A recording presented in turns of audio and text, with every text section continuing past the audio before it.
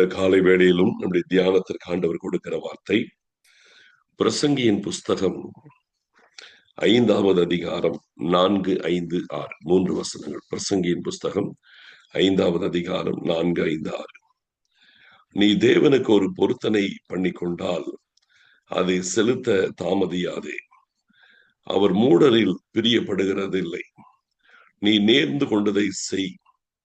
நீ நேர்ந்து கொண்டதை செய்யாமல் போவதை பார்க்கிலும் நேர்ந்து கொள்ளாமல் இருப்பதே நலம். உன் மாம்சத்தை பாவத்திற்குள்ளாக்க உன் வாய்க்கு இடம் கொடாதே. அது புத்தி பிசகினால் செய்தது என்று தூதனுக்கு முன் சொல்லாதே. தேவன் உன் வார்த்தையினாலே கோபம் கொண்டு உன் கைகளின் கிரியையை அழிப்பானே. இது ஒரு அற்புதமான ஒரு வேத பகுதி. இந்த வேத வசனத்திலே ஆண்டவர் நமக்கு சில விஷயங்களை கற்றுக் கொடுக்கிறது மாத்திரமல்ல, எச்சரிப்பான சில விஷயங்களும் கூட இந்த இடத்திலே நமக்கு சொல்லப்படுகிறது. நேர்ந்து கொள்ளுதல் அல்லது பொருத்தனை செய்தல். இன்னைக்கு இதை சரியாய் நம்ம புரிந்து கொள்ளணும். நேர்ந்து கொள்ளுதல். இன்னைக்கு சிலர் இதை தவறான விதத்துல இந்த காரியத்தை யூஸ் பண்ணுவாங்க. எப்படின்னா, ஆண்டவரே இதை நீங்க செய்தீங்கன்னா நான் இதை நான் செய்வேன்.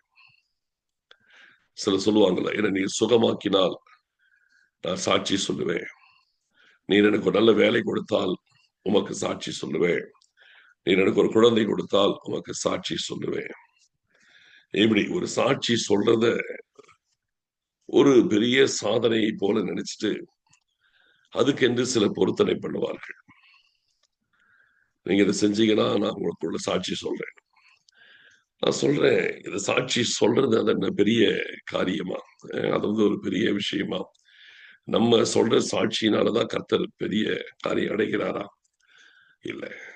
அப்போ இந்த இடத்துல பார்க்கும் பொழுது இந்த நேர்ந்து கொள்ளுதல் செய்தல் என்பது சும்மா ஆண்டவர் இதெல்லாம் நீங்க செஞ்சீங்கன்னா நான் உங்களை பத்தி சொல்றேன் அப்படின்றதெல்லாம் வெறுமனே சாட்சி சொல்லுகிறது என்பதல்ல. இது அதை விட பெரிய விஷயம். ஏன்னு கேட்டீங்கன்னா, இந்த இடத்துல 6வது வசனத்துல பாத்தீங்கன்னா ஒரு பயங்கர எச்சரிப்பு கூடவே வருது.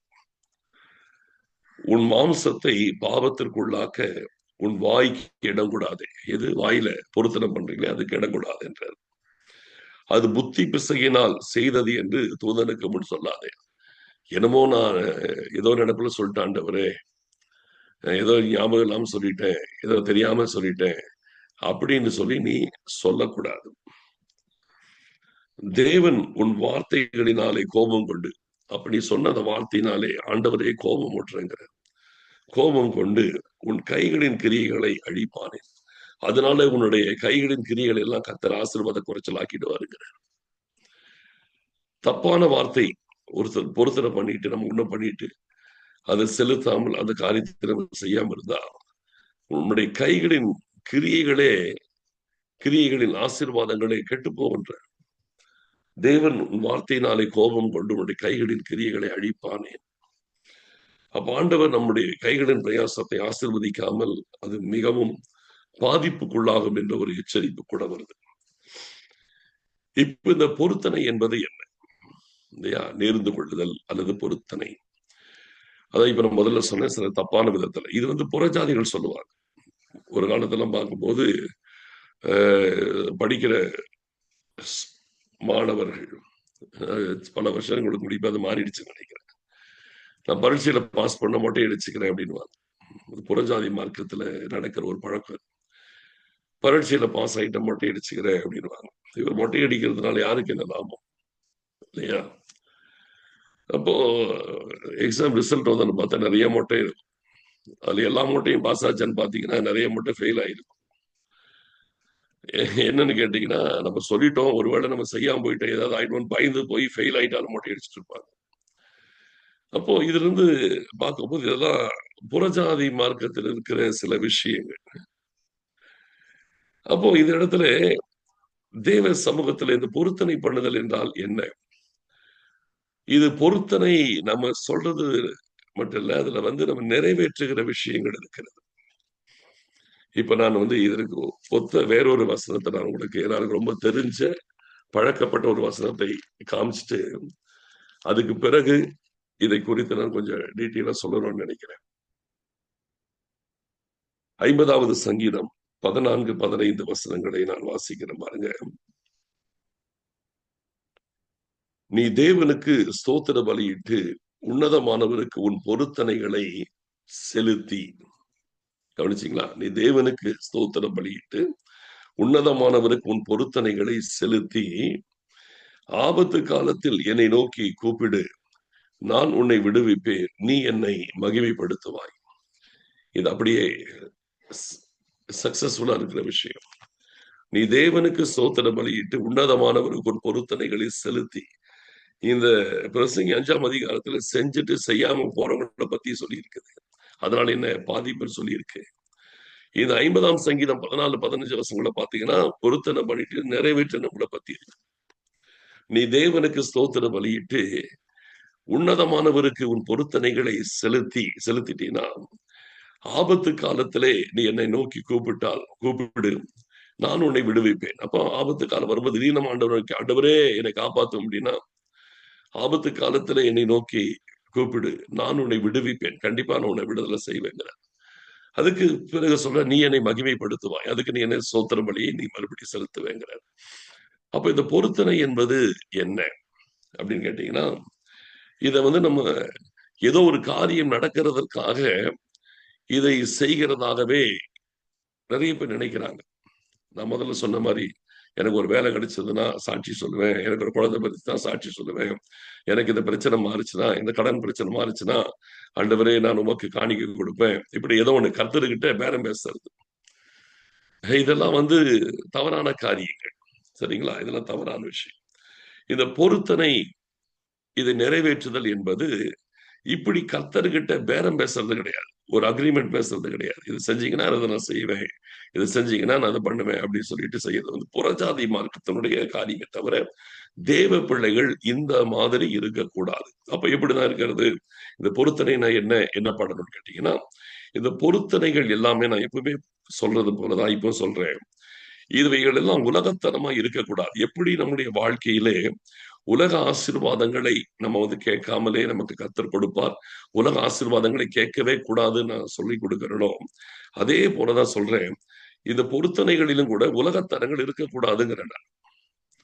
பொருத்தனை விஷயத்துல கூட இந்த உலகத்தனம், நீர் எனக்கு வேலை கொடுத்தால், நீர் கடன் பிரச்சனை மாத்தினால், நீர் எனக்கு ஒரு சொந்த வீடு கொடுத்தால், நீர் எனக்கு ஒரு வாகனம் கொடுத்தால், இப்படி உலக பிரகாரமா இந்த மாதிரி பொருத்தனைகளுக்கு நம்ம போகவே கூடாது. இது ஆண்டவர் இடத்துல போய் பேரம் பேசி ஆண்டவரை சீப்பா நம்ம நடத்துற மாதிரி இருக்கும். அப்படியெல்லாம் செய்யக்கூடாது. அப்ப இது பொருத்தனை இங்க என்ன சொல்லப்படுது அப்படின்னா, இது ஆவிக்குரிய ரீதியாகவே இருக்கணும். இப்ப நீங்க பொருத்தனை பண்ணி செலுத்துறது இல்ல, ஒரு காரியத்தை பார்க்கும் பொழுது பொருத்தனையவே நம்ம செலுத்தணும். அதாவது ஸ்பாட்லயே செலுத்தணும். அத எப்படி இப்ப பாருங்க, ஃபார் எக்ஸாம்பிள் நீங்க பைபிள் படிக்கிறீங்க. பைபிள் படிச்சுட்டு இருக்கும்போது நீங்க ஒரு வசனம், இப்ப ஒரு முதல் சங்கீதம் படிக்கிறீங்கன்னு வச்சுங்க.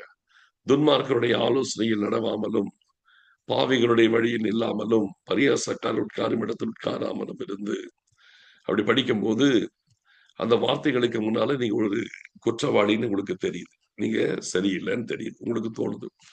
ஆமா, நம்ம பல துன்மார்க்கருடைய ஆலோசனை கேட்கிறோமே, பாவிகளுடைய வழிகளில் நிற்கிறோமே, பாவிகளான ஜனங்கள், கர்த்தரை அறியாத ஜனங்களோடு நம்மோட கலந்துடுறோமே, பரியாசக்காரர் உட்கார இடத்துல உட்கார்ந்து எல்லாரையும் உட்கார்ந்து திட்டி, எல்லாத்தையும் கிண்டல் அடிச்சு, எல்லாரையும் கேலி பேசி, எல்லாரையும் குற்றப்படுத்தி பரியாசம் பண்ணிட்டு உட்கார்ந்துட்டு இருக்கிறோமே, இந்த மாதிரி தப்பெல்லாம் நம்ம பண்றோமே, இதை இனி நான் செய்யக்கூடாது. இந்த வசனத்தை படிக்கும் போது உங்களுக்கு இதெல்லாம் செய்யக்கூடாது, நம்ம இது வரைக்கும் இதை தப்பு பண்றோம் அப்படின்னு உங்களுக்கு தெரியும் போது நீங்க என்ன செய்யணும்? அன்றைக்கே அந்த நேரத்துல, ஆண்டவர் இந்த நாள் முதல் துன்மார்க்கருடைய ஆலோசனையில நடக்க மாட்டேன், பாவிகளுடைய வழியில் நிற்க மாட்டேன், பரியாசக்காரன் வீணா உட்கார்ந்து வெட்டி கதை பேசி எல்லாரையும் பரியாசம் பண்ணி கிண்டல் அடிச்சு கொண்டிருக்கிற அந்த கூட்டத்தோட நான் இருக்க மாட்டேன் அப்படின்னு சொல்லி நீங்க ஒரு தீர்மானம் பண்றீங்க. அந்த தீர்மானமான அது கூட சேர்ந்து அதை பொருத்தனையாய் மைண்ட்ல ஏற்றுக்கொண்டு அதை அந்த நாள் முதல் கடைபிடிக்கிறீர்கள் என்றால், நீங்கள் பொருத்தனை பண்ணி அதை செலுத்தி விட்டீர்கள் என்ற அர்த்தம். இந்த பொருத்தனைகள் ஆவிக்குரியதாகவே இருக்கணும். சொன்ன ஆவிக்குரியதாக, உலகத்தன்மா இருக்கக்கூடாது. நீர் எனக்கு வீடு கொடுத்தா, நீர் எனக்கு ஒரு வண்டி கொடுத்தா, நீர் எனக்கு ஒரு வேலை கொடுத்தா, நீர் எனக்கு ஒரு குழந்தை கொடுத்தா, அப்படின்னு நிக்க கூடாது. இது ஆவிக்குரியதாய் உங்களை பரிசுத்தமாக்கக்கூடியதான பொருத்தனைகள். அந்த பொருத்தனைகள் உங்களுடைய சுய லாபத்திற்காகவோ அல்லது உலகத்தனமாகவோ செய்யப்படாமல் வேத வசனத்தின் அடிப்படையிலே பொருத்தனைகள் செய்யப்பட வேண்டும். நீங்கள் என்ன வசனத்தை படிக்கிறீங்களோ அந்த வசனத்தின் அடிப்படையிலே நீங்கள் பொருத்தனை செய்யணும். அதாவது கமிட்மெண்ட், ஒப்பு கொடுத்தல்.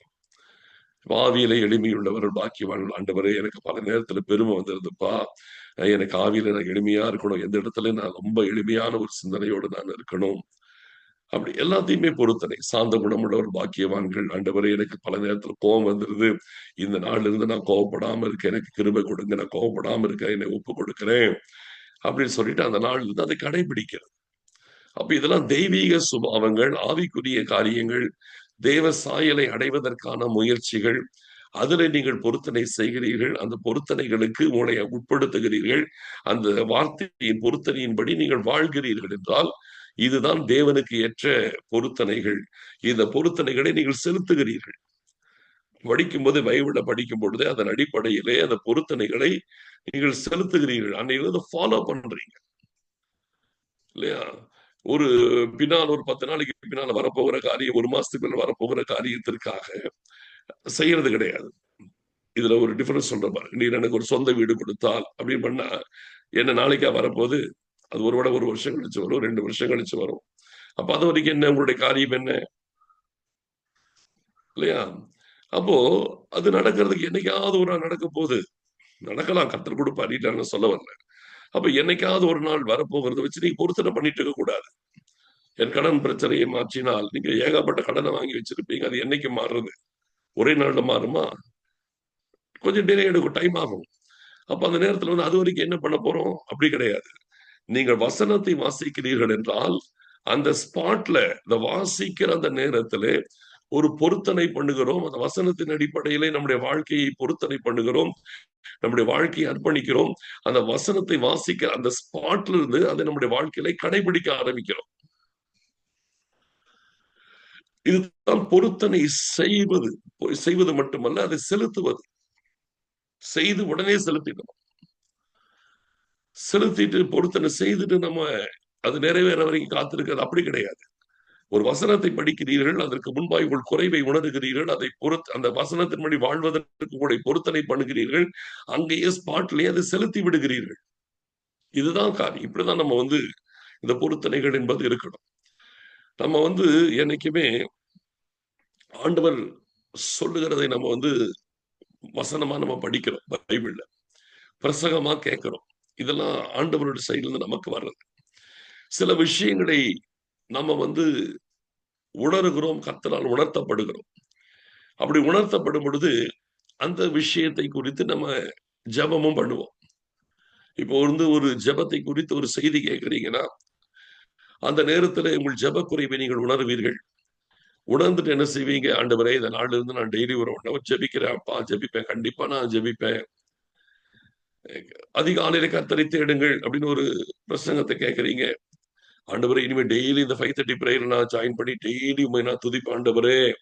கரெக்டா 5:30 மணிக்கு ஜாயின் பண்ணி 1 மணி நேரம் நான் உங்களை துதிப்பேன் ஆண்டவரே அப்படிங்கிறீங்க. அல்லது சபை ஆராதனைக்கு, ஆண்டவரே நீ எந்த காரணத்தை கொண்டு ஆராதனைக்கு நான் போகாம இருக்க மாட்டேன், கண்டிப்பா நான் போவேன் ஆண்டவரே அப்படிங்கிறீங்க. பைபிள் படிக்கிறீங்க, டெய்லி ஆண்டவரே ஒரு 1 மணி நேரம் நான் பைபிள் படிப்பேன் ஆண்டவரே அப்படின்றீங்க. உடனே நீங்க சில விஷயத்த பாக்குறீங்க, எத்தனையோ பேர் ரட்சிக்கப்படாம இருக்கிறாங்க. ஆண்டவரே, அவங்களுக்கு எல்லாம் நான் உங்களை பத்தி சொல்லுவேன் ஆண்டவரே, நான் யார ரட்சிக்கப்படாத ஒருத்தரை பார்த்தா கண்டிப்பா நான் உங்களை பத்தி பேசுவேன் ஆண்டவரே, ஊழியம் செய்வேன் ஆண்டவரே அப்படின்னு பொருத்தனை பண்றீங்க. நம்ம எத்தனை காரியங்களை வாயை திறந்து கர்த்தர் இடத்துல சொல்லுகிறோம், எத்தனை காரியங்களை நாம் செய்கிறோம் என்பதை கவனிக்கணும். எப்படி வேத வசனங்களை நம்ம கனப்படுத்தி அந்த வசனங்களுக்கு கீழ்ப்படியணும் நம்ம நினைக்கிறோமோ, அதே போல உங்க வாயிலிருந்து வருகிற வார்த்தைகளையும் நீங்கள் கனப்படுத்த வேண்டும்.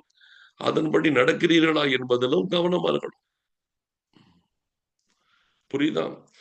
வசனத்தை படிக்கணும். துன்மார்க்கருடைய ஆலோசனையின்படி நடவாமலும் அப்படி படிச்சு அதுக்கு எவ்வளவு தூரம் கீழ்ப்படியணும் என்ற ஒரு உணர்வு நமக்கு வருகிறதோ அதே அளவு ஆண்டவரே இந்த நாள் முதற்கொண்டு நான் உம்மை குறித்து பேச போகிறேன் நீங்க வாயை திறந்து சொல்லுகிற விஷயத்திலும் அதே கனத்தை கொடுக்கணும்.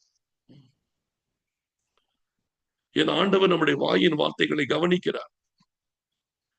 நீ நேர்ந்து கொள்வதை செய்யுங்கிறார். நீ நேர்ந்து கொண்டு செய்யாமல் போவதை பார்க்கிலும் நேர்ந்து கொள்ளாமல் இருப்பது நலம்ங்கிறார். நீ வாயை திறந்த ஒரு காரியத்தை சொன்னால் அதை கண்டிப்பா செய்யணுங்கிறார் ஆண்டவர். ஒரு செய்தியை கேட்கிறீங்க, உங்கள் இருதயத்துல உணர்த்தப்படுகிறீங்க, உடனே ஒரு காரியத்தை ஆண்டவர்கிட்ட ஒப்பு கொடுக்குறீங்க. இன்னையிலிருந்து நான் ஒழுங்கா ஜெபிக்க போறேன் ஆண்டவரே, இன்னையிலிருந்து நான் ஒழுங்கா பைபிள் படிக்க போறேன் ஆண்டவரே, இந்த நாளிலிருந்து நான் நிச்சயமாய் ஒவ்வொருவருக்கும் ஆண்டவர் உங்களை பத்தி பேச போறேன் ஆண்டவரே, ஏதோ ஒண்ணு சொல்றீங்க இல்லையா? உங்களுடைய வாழ்க்கையில சொல்றீங்க, இன்னிலிருந்து நான் கோவப்பட மாட்டேன், இன்னிலிருந்து இந்த காரியத்தில் தப்பு செய்ய மாட்டேன், இன்னிலிருந்து இந்த இடத்துக்கு போக மாட்டேன், இன்னிலிருந்து இந்த நபர்கிட்ட பேச மாட்டேன், இன்னிலிருந்து இந்த தவறான காரியத்திலிருந்து நான் என்னை விலக்கிக் கொள்ளுகிறேன். இப்படி ஏதோ ஒரு காரியத்தை நீங்கள் பொருத்தனை பண்ணுகிறீர்கள்.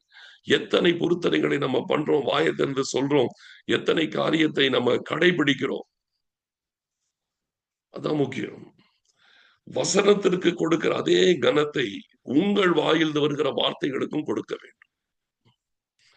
ஆண்டவர் எழுதி கொடுத்திருக்கிற வேத வசனத்திற்கு கொடுக்கிற அதே கனத்தை நீங்கள் வாயை திறந்து கர்த்தருக்கு முன்பாக சொல்கிற அதே வார்த்தைகளுக்கும் உங்கள் வார்த்தைகளுக்கும் அதே கனத்தை நீங்க கொடுக்கணும். நம்ம தானே சொன்னோன்று அதை சீப் எடுத்துடக்கூடாது, ஈஸி எடுத்துடக்கூடாது. ஆண்டவருடைய வார்த்தை நமக்கு நேராய் வருகிறதை ஆண்டவர் எவ்வளவு தூரம் கனப்படுத்தி அனுப்புகிறார். அதே போல நம்ம வாயிலிருந்து நம்ம சொல்லுகிறதான வார்த்தைகளையும் நம்ம கடைபிடிக்கிறோமா என்பதையும் கர்த்தர் கவனிக்கிறார். அதனால நீ நேர்ந்து கொண்டதை செய்.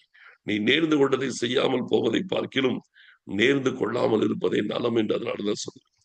இப்படி சொல்லியும் செய்யாமல் போனால் நம்முடைய வாயின் வார்த்தைகளிலே கர்த்தர் கோபம் கொண்டு நம்முடைய கைகளின் கிரிகளை அழித்து போடுவார் என்று வேதம் சொல்லுகிறது.